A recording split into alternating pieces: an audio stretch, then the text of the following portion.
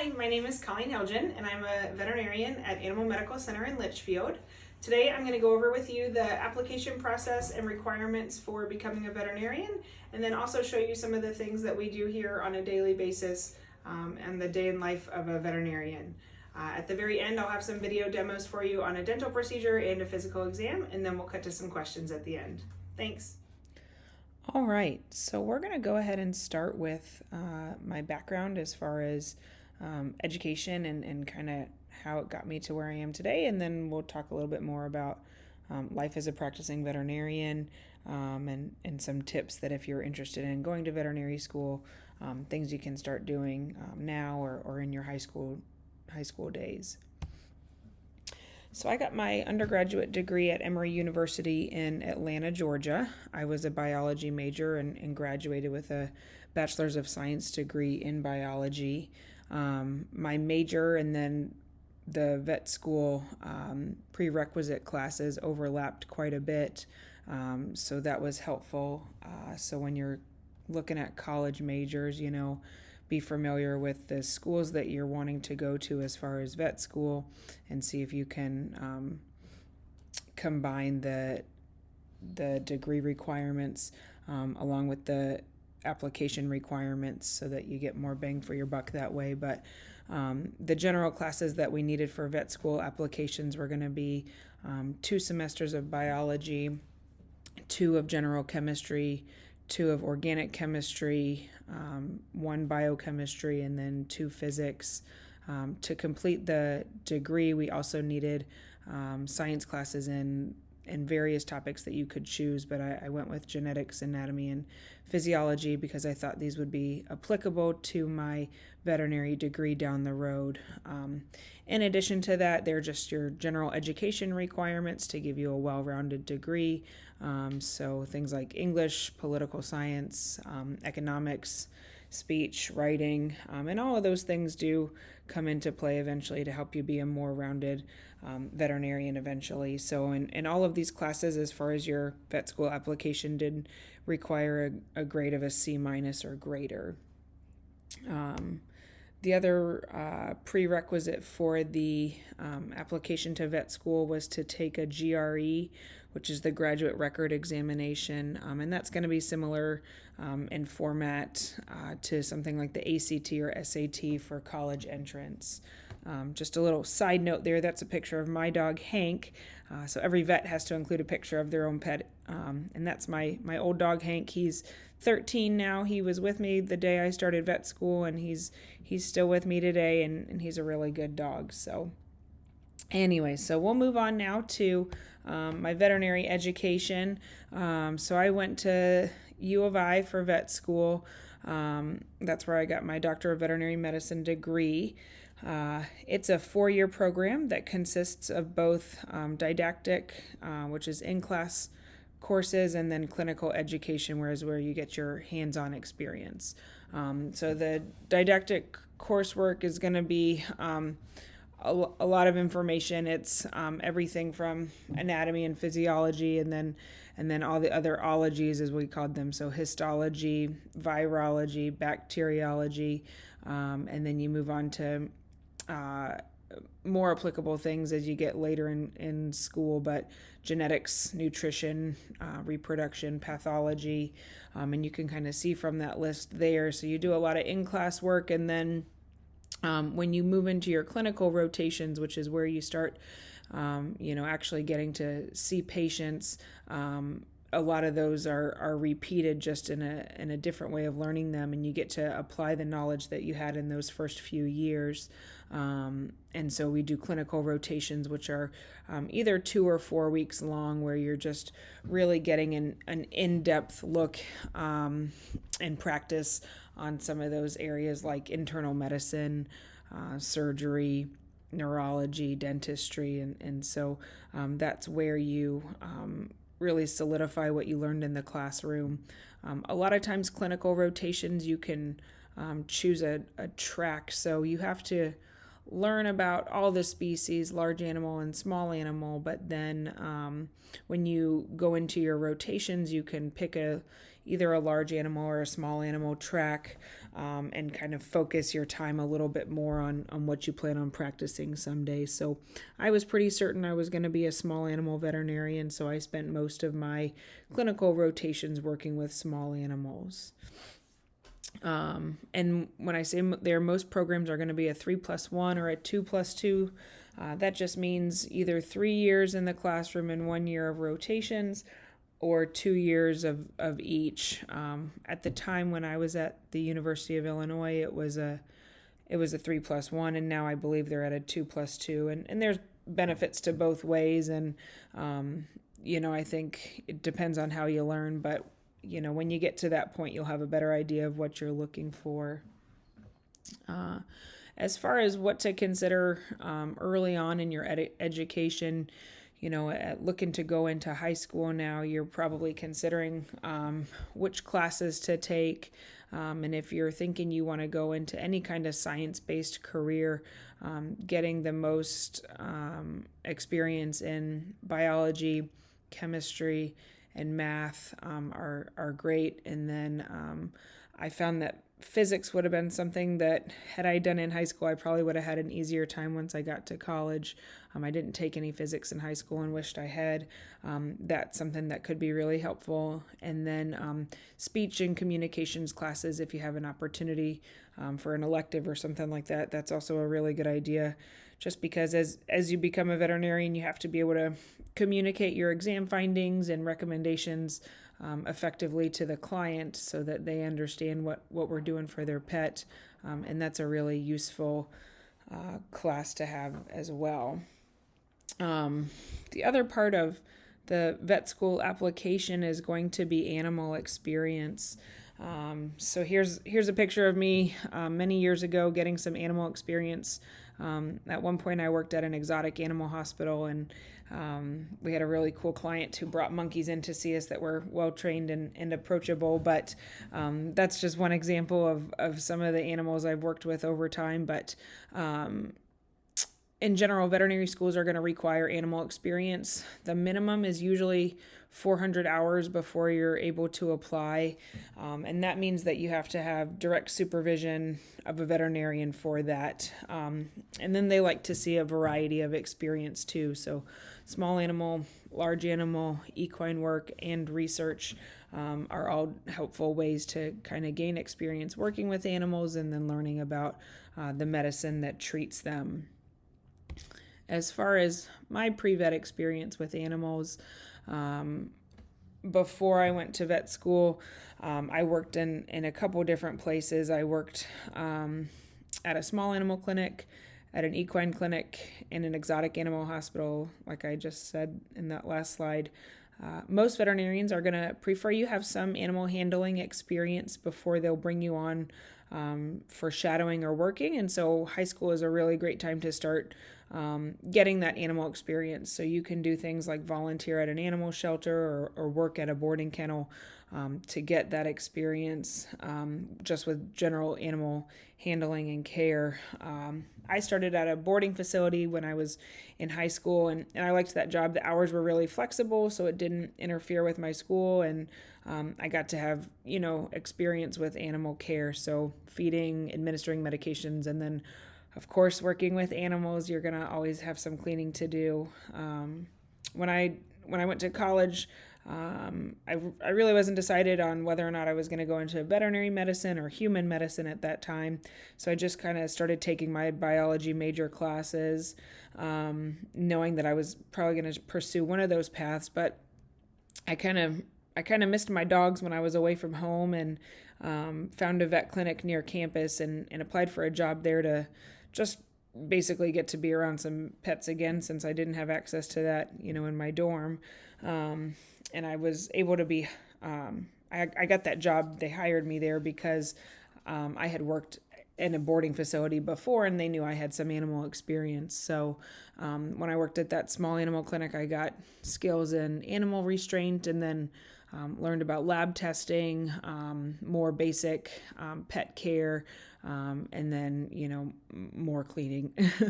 So after that, I decided to take some time after college. I took a year off, and I wanted to get a little bit more animal handling and animal work experience. So I took some time to work at a therapeutic riding center, which was basically a horse camp for special needs individuals, and just got some basic horse care skills there. Learning how to work with them. I hadn't really been around large animals much. And then after that, I went on to work at equine exclusive animal hospital, assisting with patient visits and getting more experience with that. And then spent some time at an exotic animal hospital, which was a really unique experience, working with everything from snakes to primates and everything in between. It was long enough to tell me I didn't want to work with those animals long term, but got me some unique experience and was helpful for my vet school application. After that, I applied to vet school and was accepted to 2 programs, so the University of Illinois and then Mississippi State. I selected U of I based on the proximity to my family and reputation of their program. So as far as my vet school experience, I had a 3+1 program where we were in the classroom for 3 years, and then we were in the clinic for just over a year. During that time, especially in the classroom times, you're pretty much in class 8 to 5 Monday through Friday, and then your time outside of class, you spend a lot of that studying. So school is pretty much your job. The mornings are usually spent just sitting in lectures, and then afternoons are usually laboratory times. And so it's really interesting. You enjoy what you're learning, and you know that what you're learning you're going to apply to your career. But it's really hard. I won't lie to you. It's hard. You have to learn about all species and the medications that they can and can't take and the diseases specific to them. So it's an overwhelming amount of information, but it's preparing you to be, a veterinarian for any species. And there are certainly vets out there that practice as a mixed animal practice, and so they see dogs, cats, horses, cows, everything. I decided to kind of focus my practice on just dogs and cats, but my degree qualifies me to work for all species, but it's a lot of information to take in a short amount of time. So then you're going on to your clinical years. You really get to apply what you've learned in the classroom. And this is going to be more of a 7-day-a-week commitment. So you are working at the veterinary teaching hospital on campus, which is a full-service hospital of a lot of different specialties. And so they operate 24/7, 365 days a year. So it's a lot of work, but you get a lot more hands-on experience. You get primary case responsibility, and you learn what tests to run, what procedures to perform, how to do that, and then you get more client communication as well. So vet school is really hard. It was probably the hardest 4 years as far as school was for me. I know people who were straight A students their whole life and still had to work very hard in vet school because it's just a lot of material to take in and to retain, but in the end, definitely worth it. So here's a picture of me in my, that was probably my 4th year of vet school. During my clinical rotations, I spent some time with the anesthesia team, anesthetizing tigers and running some tests on them while they were snoozing. So that's probably a 600 or 700 pound tiger, and everybody got to take a picture very quickly while we also got our tests done, but you do get some pretty neat experiences handed to you. But after vet school, we can move on to that. I elected to start working. The other option is, you can start practicing or you can go on for further training. So I elected to start working. I found a great clinic with really good mentors and a supportive team. My classmates that chose to specialize in specific fields like ophthalmology, radiology, or surgery, they do internships for 1 to 2 years, and then you follow that with a residency for 3 years. So combined, it's 4 years, potentially more than that, to specialize in something. I found a really good small animal exclusive practice where I got to do a little bit of everything. And I practiced there in Springfield for 5 years. And for those advanced cases, that are beyond the scope of a general practitioner like myself, you can refer those out to specialists. And those are going to be in bigger cities like St. Louis or up to the U of I. So after my 5 years as an associate vet in Springfield, I was at a 6-doctor practice in Springfield. I had the opportunity to buy the practice in Litchfield. So in 2017, my husband and I bought Animal Medical Center of Litchfield, and I started there as a solo practitioner and practice owner. So I went from a practice where I was one of 6 doctors to being by myself. So that was a big change.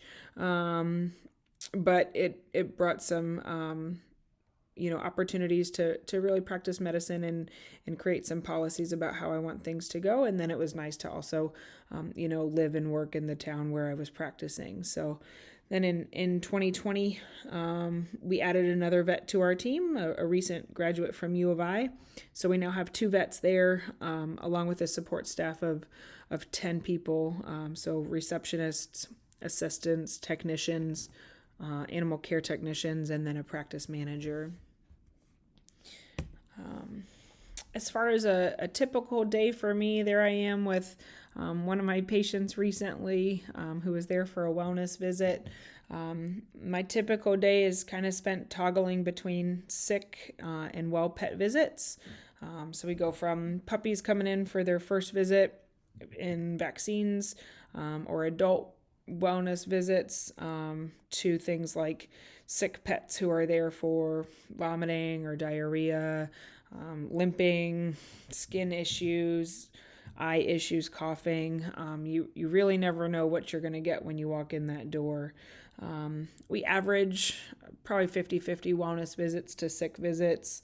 And, I really enjoy wellness visits. You get to kind of form a relationship with the family and get to see the pets from year to year and as they grow and make sure they're living their healthiest life possible. And then I like sick visits too. They're kind of a welcome challenge to help that pet figure out what's going on and ultimately help the family get their pet feeling better.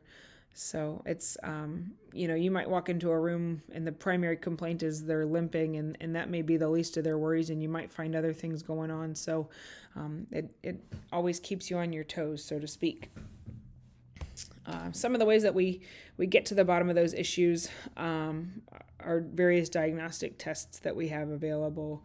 The number one diagnostic tool is going to be a good thorough physical exam, and we'll have a video on that coming up here shortly on how I perform a physical exam on my patients.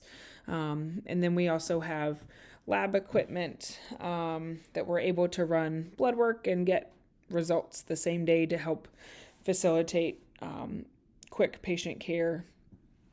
We also have x-ray and an ultrasound as diagnostic tools to help complement our in-house lab equipment. And all of these are great tools to allow us to get info on sick pets the same day and get them started on treatment right away. One of the biggest challenges as a vet is that our patients can't really talk to us and tell us how they're feeling. So we really just have to rely on, the history that the owner gives us, the findings on our exam, and then the test results to lead us to a diagnosis. Dogs and cats by nature are really good at masking how sick they are. So by the time that the owner may notice that they're sick, it's usually been going on for a little while. By starting treatment sooner than later, it's often critical to a successful outcome for my patients. And that's why we prefer to get our test results on the same day and initiate treatment right away for them. So for more routine stuff, if we're just following up on some blood testing or something like that, we can always send out to our outside laboratory as well. So As far as a typical day at Animal Medical Center, we're usually doing surgery or dental procedures 2 or 3 days a week. I got a little video on that coming up as well to give a demonstration on that. Here's a picture example of a dental procedure. The picture on the left you can see has a lot of tartar and a lot more teeth, and then the picture on the right is after we had to extract some teeth and got the rest of the teeth cleaned up, and this dog felt much better almost immediately. Other common procedures that we're doing in addition to dental work is going to be things like spays, neuters, and tumor removals. Probably once or twice a month we'll have something a little more advanced, like a bladder surgery or a limb amputation that kind of just keeps us on our toes. Appointments start around 8 a.m. And our day finishes up around 5, with one late evening to 7 o'clock on Wednesday nights to just help accommodate working clients. A lot of clinics have weekend hours. We're fortunate that we're able to find we can get almost everybody in during the week, and then for after hours there are local ERs that we can refer to. Our appointment slots are about 20 to 30 minutes, depending on what they're coming in for, and then there's a lunch break in the middle of the day. Like I said, if our patients get sick, we've got a ER that we can refer to outside of our regular business hours. And then the other part that takes up our day is usually phone calls, communicating with clients to make sure their pets are improving as we expect, and then answering questions and scheduling appointments to get them seen when we need them to. If the client calls, they might just say, do I need to come in for this? And it's helping sort out that problem over the phone so that we can make sure that pets are getting the care that they need. The other part of my day would be practice owner responsibilities. So there's some management duties throughout my day, things like staff scheduling, inventory management, clinic procedures, and policy updates for how we're operating. That's not really the main focus for this presentation. So if anybody has questions about the business side of things and wants to talk about that more, you can, shoot me an email or we can follow up at a later time about that. But just to note that in the state of Illinois, privately owned veterinary clinics have to be owned by a veterinarian. So that means that vets that are traditionally focused on science and patient care are taking on more tasks like business management. I, for one, am fortunate that my husband enjoys bookkeeping, and he takes care of the majority of that. And then I've got a great office manager who helps with a lot of the extra day-to-day details as far as running the practice. And I'm really able to focus on just good patient care then. Jumping over to average salaries for veterinarians, and it varies based on the industry. This is mostly for small animal. The starting salary for a small animal vet is usually going to be in the range of about $80,000 a year. With time and experience, and depending on the market, bigger cities, you may find more in the range of $90,000 to $125,000 a year, and then specialists with more training, and these are typically going to be in a bigger market or a bigger city. There's not a real high demand for a veterinary dermatologist in a small area like Litchfield, but in St. Louis there is, and Chicago there is. So specialists in those areas are going to be making, typically over $125,000 a year.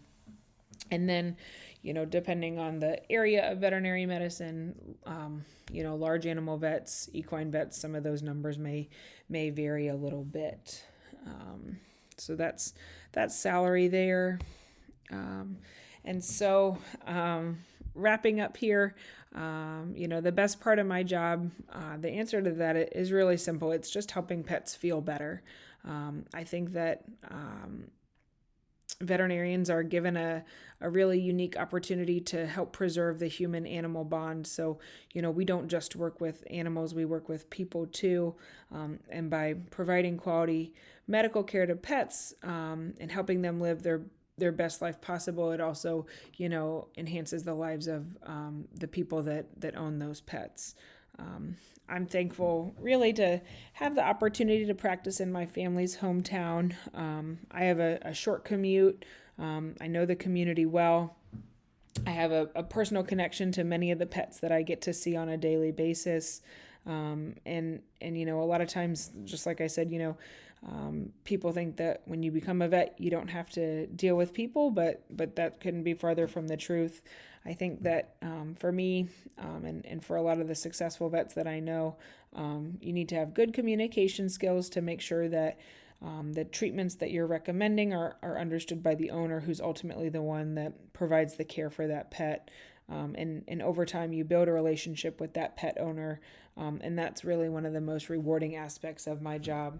So I enjoy getting to know the families of the pets that I care for from year to year. That's honestly one of the best parts. And then, of course, seeing them go from puppies, cute puppies that snuggle up in my lap, to big 120-pound dogs, and then they grow into seniors over time too. That's a really special thing that I get to do. So I think at this point that kind of wraps up all the information I was going to present. We're going to bump over to a few little videos of a physical exam, some brief procedures, and some shots from a recent dental procedure, and then we'll finish up with some questions at the very end. Thanks so much. All right, so this is Pacer, and he is here for his final round of puppy vaccines today. So he's going to get a physical exam, he's going to get his rabies, and then his distemper vaccine. I do think we're going to hold off on the lepto for him today, sure. Just because he's still pretty little. Yeah. So during our exam, this is our time that we chat with the owners about how things are going, and we look them over to make sure they're growing and developing well. So, all right, buddy. Hi. How are things going with potty training? He's doing pretty good. Is yeah, he? As long as we're good about taking him out and stuff, he seems to be doing really well. Okay. We just kind of started trying to use a bell at the door a little bit. Yeah. So he's doing okay with that. We have to kind of ring it for him right now to let him know we're going outside to go potty. Kind of getting the hang of it a little bit. We just started that this week. So. Okay. But yeah, he's doing really well with that. Wonderful. He's a smart breed. His mix here is a smart combination. So he should hopefully pick up on that. My dogs never did, but I hope he does for you. Good boy. Well, last night he wanted to eat it, but he likes to eat a lot of things right now. So. Yes. Yeah. So with that, just kind of want to redirect him towards what he should be chewing on. And over time, once he loses those puppy teeth, that should get better too, because that's how he explores the world right now, is through his teeth. I'm gonna get my stethoscope here, and we'll take a listen. His coat's getting so long. Yeah, he went to the groomer last weekend for the first time, and they just kind of did a bath and trimmed around his private areas and stuff for now. But he goes back in a couple weeks. Okay, so. That's good to kind of get him used to it. Yeah. His nails. He needed his nails done so bad. Good to get him used to it at this age too.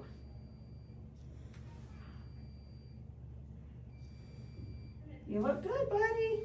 So overall physical exam, we start from the front and work towards the tail, and everything looks perfect. So teeth are fitting together nicely. Coat and skin looks great. No sign of ear infection or anything like that. So you're in good shape there, buddy. We'll do a little cheese to distract him while he gets his shots here. Okay. Hopefully he doesn't mind it too much. Good boy. Alright, quick pump. So this is rabies. Oh, no. Pretty boy. Pretty boy. Look at that cheese. Here you go. Pretty boy, you gotta get one more poke. I'm sorry to tell you. I'll give you a little bit more to keep you going here. And then we'll send that stool sample out too, okay? Oh, wait, Oh, no. boy, you didn't even stop eating. You didn't even stop eating that time. So watch today for vaccine reactions, so vomiting, diarrhea, anything like that, and give us a call. But he was just about as perfect as they can be today. Wonderful. Good to hear. Yeah, good boy. So now we're going to move on to a dental procedure. This is a patient named Nell. She's a 6-year-old female spayed mixed breed dog who's here for dental cleaning under general anesthesia. So she has been sedated already and we're just getting ready to start anesthesia for her. So my technician Casey is administering the medication to get her to an anesthetic level where we can put a tube into her throat and then we can administer anesthesia gas that way. All right, so now we're at the point where we're gonna intubate her.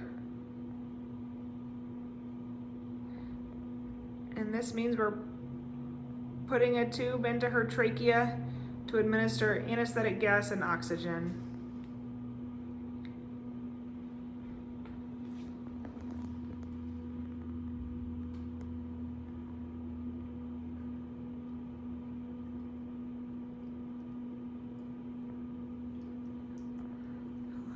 So once that tube's in, it gets tied into place.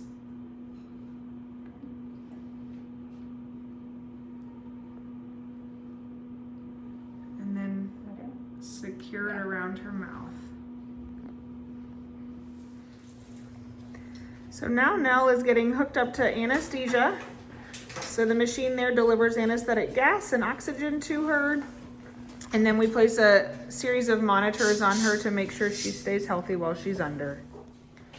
So now we have Nell under general anesthesia. She's being monitored here. All her vitals look great. And we're getting ready to take some dental x-rays on her.